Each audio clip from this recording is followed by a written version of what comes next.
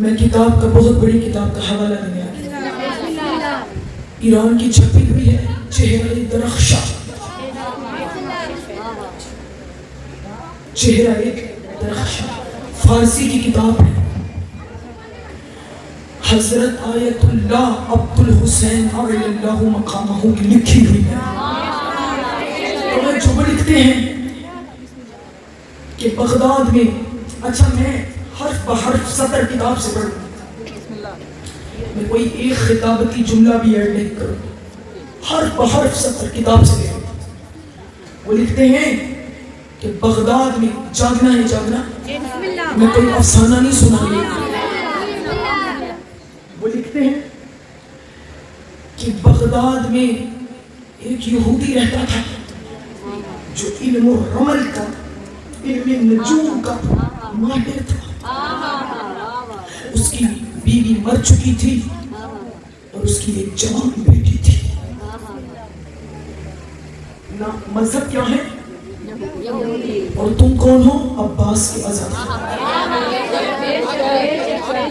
اسی لیول سے سنو، علم رمل کا، علم رمل دیکھو، علم نجوم سے بھی اگلا علم ہوتا ہے، لیکن میں تمہیں اسے علم رمل کے، علم نجوم کے ذریعے سے سمجھا سکتے ہیں۔ علم رمل کا بہت بڑا ماہر اور اپنی پوری نظام زندگی میری طرف دیکھو، اچھا اس کی ایک جوان بیٹی تھی، نظام زندگی چلا علم رمل کے ذریعے۔ ایک دن اپنی بیٹی کو ایک انگوٹھی اور پاؤں کی چپل دی، کہا میرے لیے رشتہ ڈھونڈ جس کی انگلی میں یہ انگوٹھی اور پاؤں میں یہ چپل پوری آ جائے۔ میرا علم رمل یہ کہتا ہے کہ اس کو میری سوچا ہونا چاہیے۔ میں مولا عباس پہ پڑھ رہی ہوں، توجہ،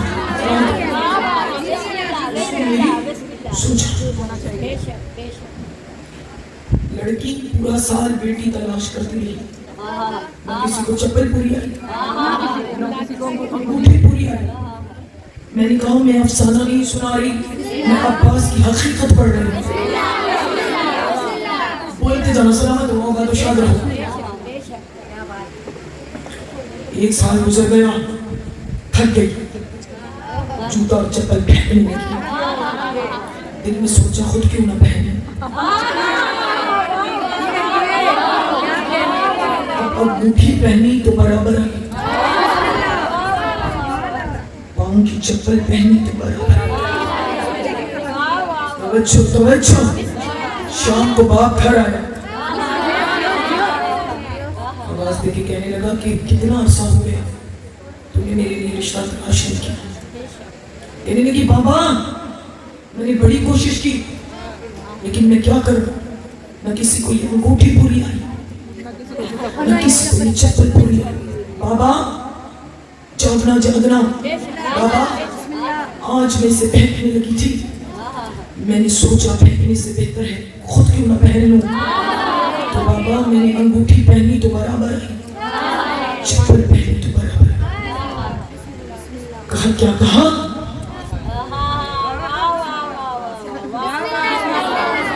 بابا انگوٹھی پہنی تو برابر ہے، چپل برابر۔ کہتا بس اب تک تو میری بیٹی تھی، آج کے بعد تجھے میری سوچا بن کے رہنا۔ بولو بولو بولو، میں نے آپ کو کسی طرف لے کر جانا ہے۔ بابا یہ کیسی شیطانیت بھری گفتگو کر رہا ہے۔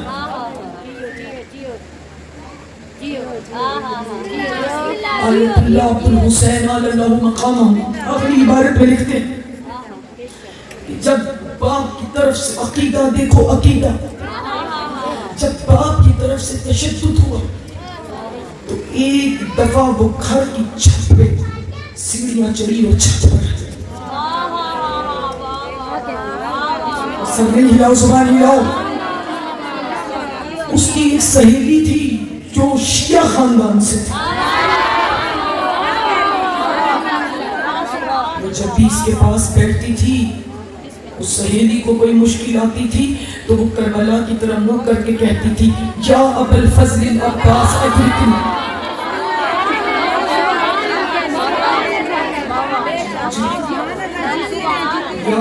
فضل العباس. اب یہ یہودن تھی, سہیلی کا جملہ اس کے دماغ میں پوچھا. جنہیں باب الہوائی سے مرادیں ملتی ہیں, علم کے سائے میں بیٹھے ہو بولو. چھت پہ آئی, بغداد میں رہتی تھی, اور کربلا کی طرف رخ کر کے کہا, اے شیعوں کے ابو الفضل العباس میری مدد کو. کیا آپ شیعوں کی ہی مدد کرنا ضروری سمجھتے ہو؟ میں یہودی گھر سے ہوں, لیکن میرے دل میں آپ کا گھر ہے.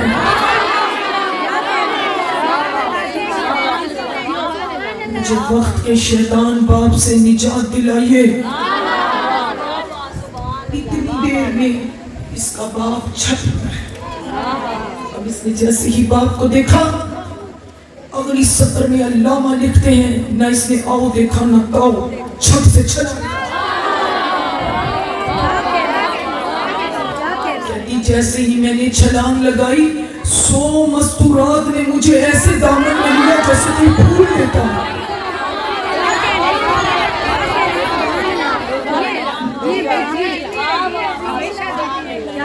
میں سمجھ گئی کہ مسلمانوں کے باب الحوائج میری مدد کو آ چکے ہیں. کہتی مجھے دامن میں ایسے لیا جیسے کوئی پھول لیتا ہے, اور اس کے بعد مجھے زمین پر اتارا اور کہا جا مشرق کی طرف دوڑ جا.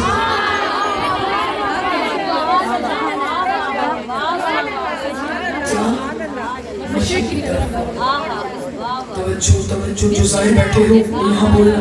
کہتی میں مشرق کی طرف دوڑنا شروع ہوئی, بغداد کو کراس کرتی ہوئی پیدل ایران کے شہر اصفہان کے جنگل میں پہنچی.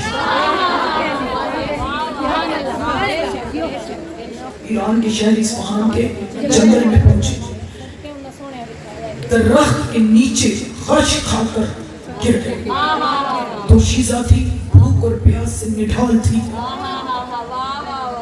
بھوک اور پیاس کا غلبہ تھا. خش کھائی اور گر گئی. اب جاگو. خش کہاں کھایا؟ ایران کے شہر. آئی کہاں سے؟ بغداد کے جنگل. ایران کا بادشاہ شاہ حسین صفوی. عقیدہ دیکھ, اس نے شادی نہیں کی تھی, اور یہ ہمیشہ دعا مانگا کرتا تھا, مولا حسین میں شادی اس سے کروں گا جس کا انتخاب آپ کریں گے.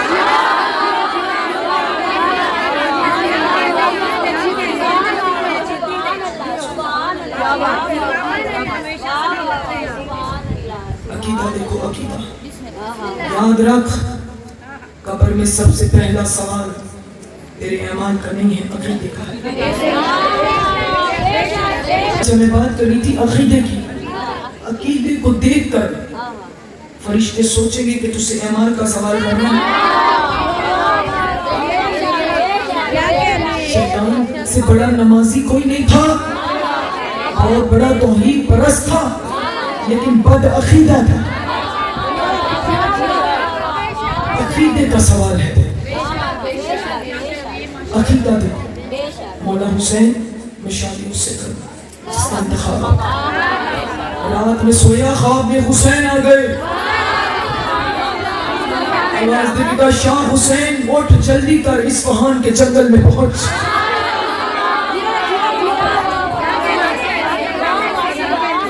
جھولنا پھیلانا, لیکن مقصد دعاؤں کو نہ رکھنا.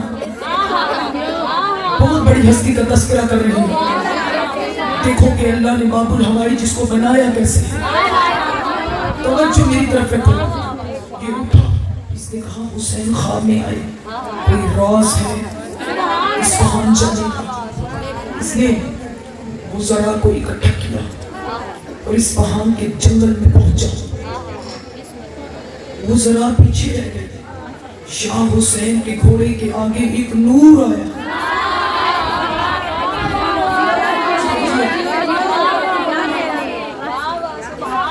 نور آگے آگے, شاہ حسین کا گھوڑا پیچھے پیچھے. وہ نور اس درخت کے نیچے آیا اور غائب ہو گیا.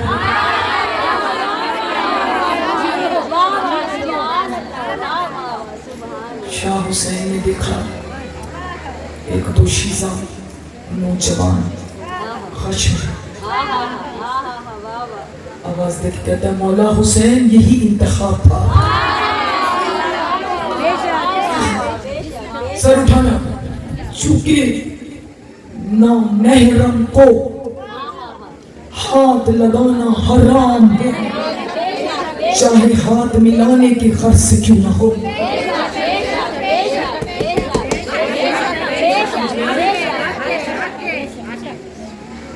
شاہ حسین ہاتھ تو نہیں لگا سکتا تھا, وہ خشم تھی.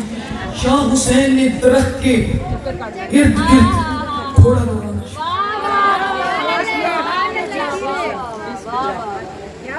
گھوڑے کی ٹاپوں سے وہ خش سے اٹھی.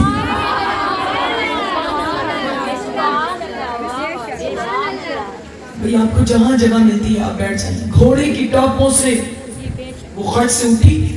سامنے دیکھا شاہی لباس میں ایک خوبصورت نوجوان ڈر گھبرا. شاہ حسین نے آواز دے کے کہا گھبرا نہیں, جس نے تجھے بھیجا ہے اسی کے بادشاہ نے مجھے بھیجا.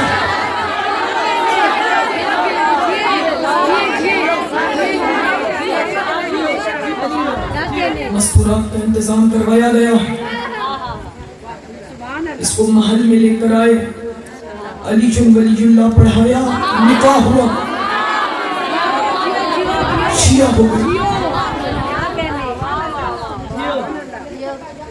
اس مومنہ کو حسین نے شہزادہ عطا کیا.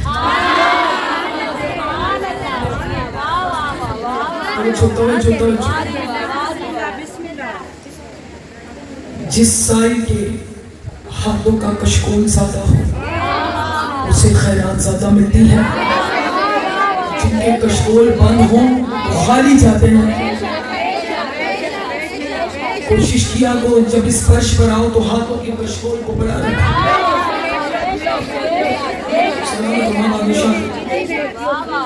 جب وہ شہزادہ 7 ماہ کا ہوا,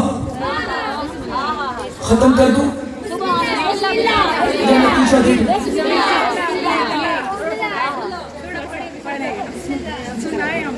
جب وہ شہزادہ 7 ماہ کا ہوا تو ادھر اس کا ملعون باپ اس نے علم رمل کے ذریعے سے حساب لگایا کہ میری بیٹی بغداد میں نہیں ہے, اصفہان شہر میں.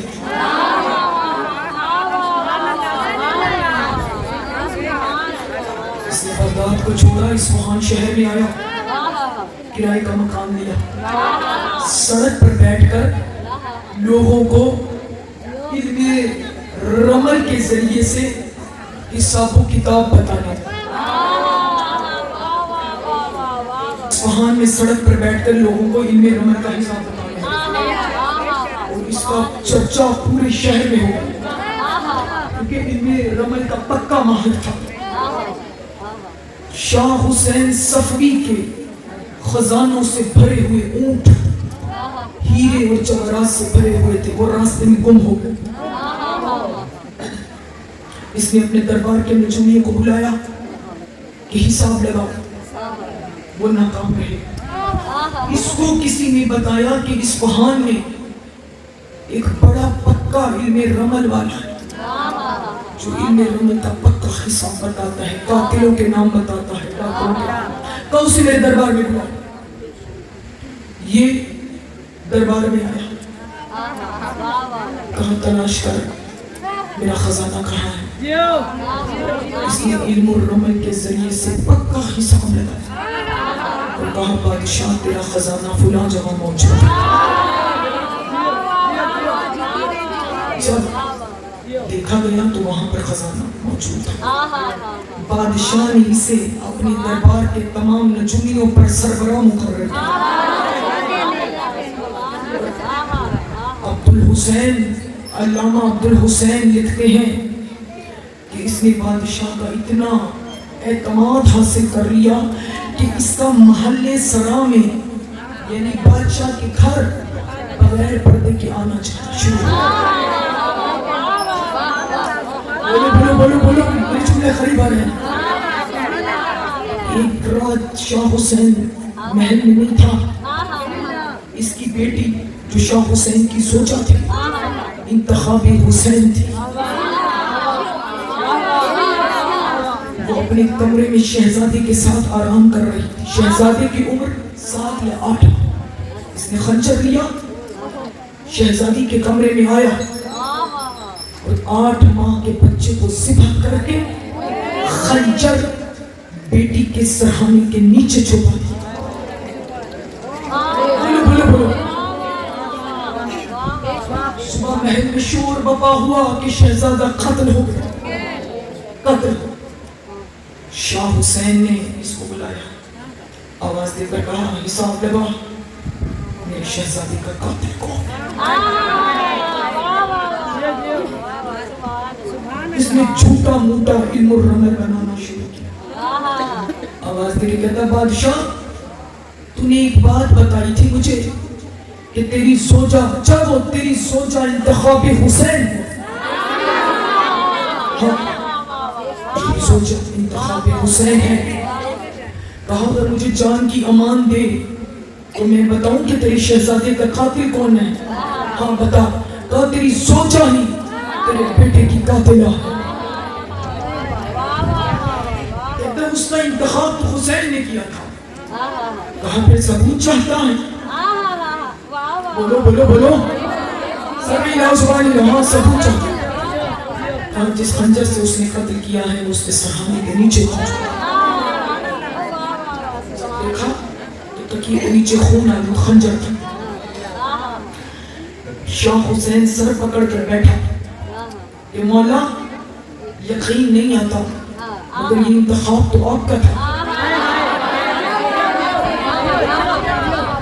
ادھر اس کا ملعون باپ آواز دے کے کہتے ہیں میں تو یہودی ہوں لیکن یہ تیرے مرشد کا انتخاب ہے اور تو کہہ رہے کہ تو اسے سزا بھی نہیں دے سکتا، تو اس طرح کر، تجھے مجھ پر تو اعتماد ہے، ہاں اسے میرے حوالے کر، میں اسے سزا دوں گا۔ شاہ حسین کی آنکھوں پر پردہ آیا، اس نے اپنی زوجہ کو اس کے حوالے کر چاکو۔ یہ شاہ حسین کی زوجہ جو اصل میں اس کی بیٹی تھی، یہ اس کو لے کر اسی اصفہان کے جنگل میں اور اسی درخت کے نیچے آ کر بیٹی کو بیٹھا، کہا تجھے جان کی امان دیتا ہوں، اب بھی وقت ہے میری زوجیت میں آ جا۔ سر اٹھا، اس نے کہا اللہ تجھ میں لعنت کرے، جب میں بے وارث تھی تب میں تیری زوجیت میں نہیں آئی، اب تو میرے وارث موجود ہیں۔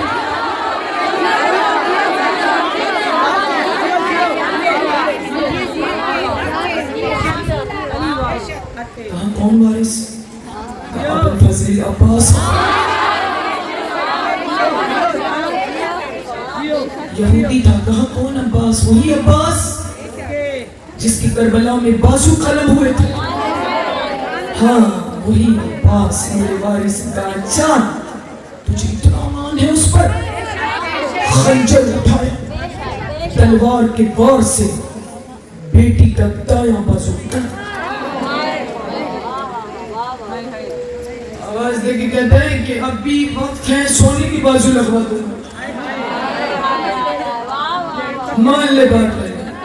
جب دیکھا کہ بیٹی نہ مانی، تلوار اٹھائی، بیٹی کا دوسرا بازو کاٹا، اس کی ٹانگیں رانوں سے کاٹی، زندہ کی، وہ تڑپی، یہ گوشت کے لوتھڑے کو اسی درخت کے نیچے چھوڑ کر کہا لگاتا ہوا چلا گیا کہ کچھ دیر بعد یہ مر جائے گی۔ کہا اب بلا عباس کو، بس میرے جملے قریب ہو گئے،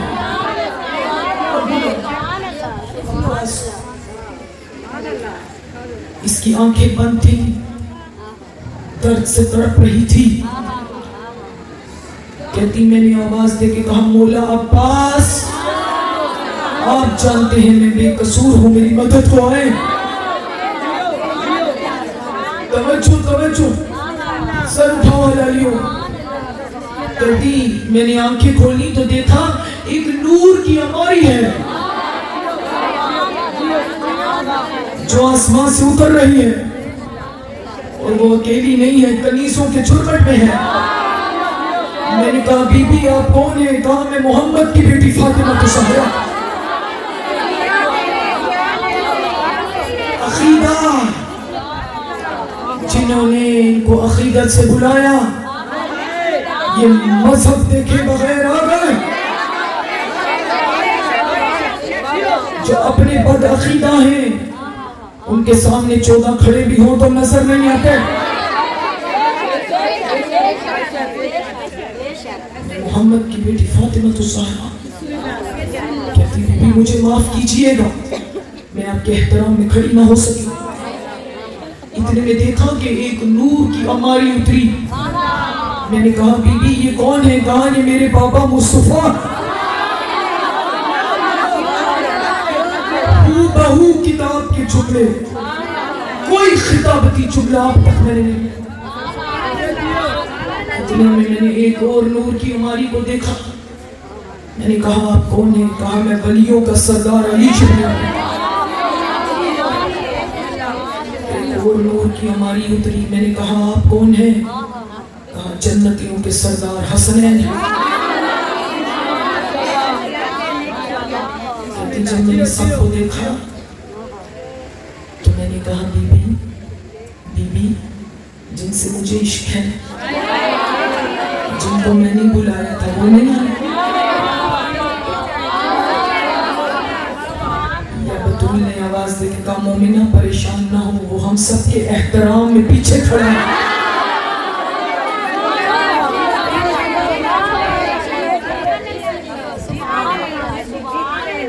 کیا وفا ہے عباس کی، ہم سب کے ادب میں پیچھے کھڑا ہے۔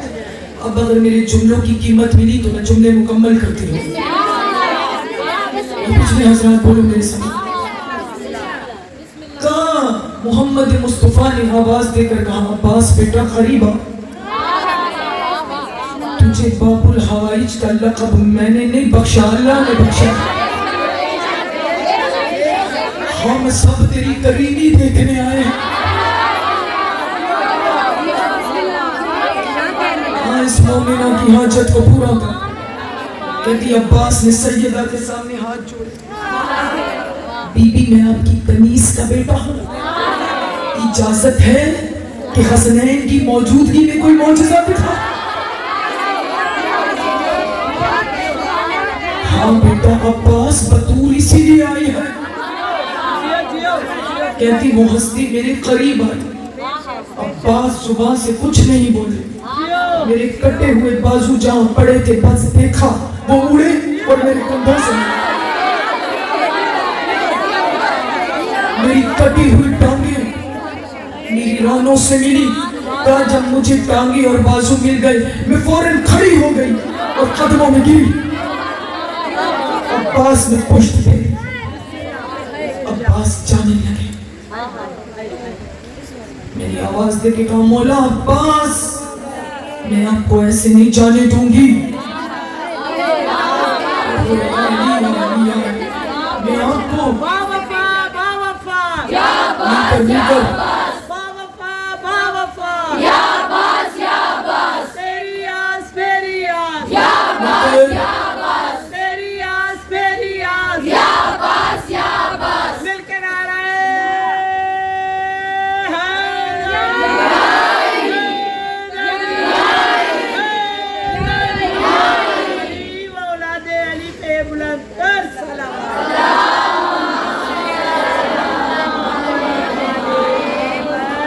مولا عباس میں آپ کو ایسے نہیں جانے دوں گی، میں کیسے یہ فکرے پڑھوں، کاش مجھے ویسے ظرف ملتے تو یہ بات میں پتہ نہیں کن بلندیوں پر جا کر کرتی، لیکن جو میرے ساتھ بول رہے ہیں میں ان کا حق نہ بولنے والوں کی وجہ سے تلف نہیں کر سکتی۔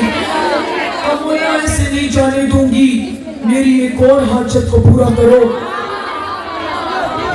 کون سی حاجت؟ کا جو میرا شہزادہ مر چکا تھا اسے زندہ کر کے میری جو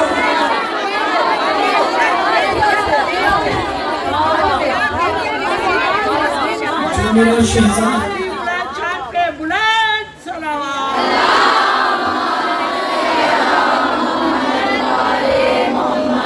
بھی مسائل پڑھنا بھی صرف فضائل کرام سے سنیں. میرا جو شہزادہ شاہ حسین نے قبرستان میں دفن کر دیا, اسے قبر سے نکالے میری گود میں ڈالے تاکہ میری صداقت کا گواہ بن سکے. یا عباس نے رسول کو دیکھا, کہا بیٹا عباس عیسیٰ پاؤں کی ٹھوکر سے مردے زندہ کرتا تھا. بولیے تو فخر عیسیٰ ہے, باعجاز ولایت بچہ زندہ مومنہ کی گود میں.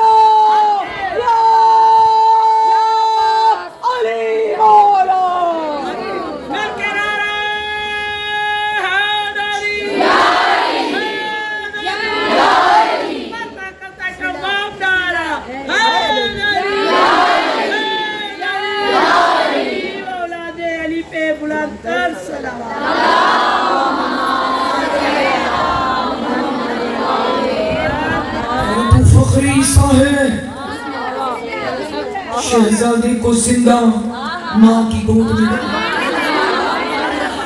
اب کہتے ہیں علامہ گرتے کہ نور کی ہماریاں چلنے لگی. ابھی عباس کے پاس نہیں آئی, سیدھا وہاں آئی جہاں بطول کی ہماری کھڑی تھی. آواز دے کر کہتی بی بی ایک اور حاجت ہے وہ پوری کر دیجئے. کہا بول مومنہ, کام مجھے اور میرے شہزادے کو عباس کے حرم میں پہنچا.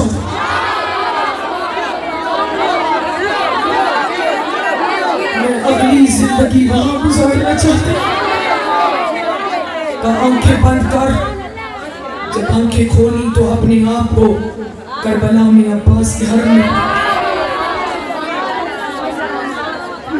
سارا دن عباس کی کنیزی کرتی تھی, حرم میں جھاڑو دیا کرتی تھی, زائروں کی خدمت کیا کرتی. بیٹا آہستہ آہستہ بڑا ہوتا گیا, اس کا نام رکھا خادم عباس. بس ختم کر دیا بات کو, نتیجہ دے رہے. شہزادہ تھا, خوبصورت ترین شہزادہ. جب بیٹا آہستہ آہستہ بڑا ہونے لگا تو اسے مولا عباس کے گلدستہ اعظم پہ کھڑا کیا.